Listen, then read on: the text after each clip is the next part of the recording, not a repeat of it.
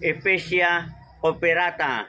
Ang species na halamang ito ay isang indoor at hanging plant at ito ay mayroong iba't ibang kulay ng bulaklak at iba't iba ding mga variety.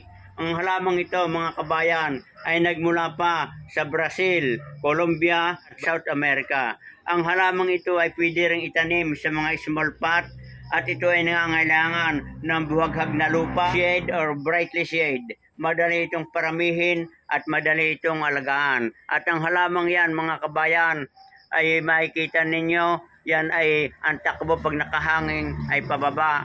At yung ating ginagawa diyan, pag tayo ay magpaparami, kukuha lang tayo ng cutting o yung mga may ugat na mga nakalawit na kanyang mga sanga at ngayon siya nating itatanim. Ang halamang yan ay pangkaraniwan nating nakikita sa mga landscape area, mga harap ng terrace ng tahanan. Magandang araw, kabayan!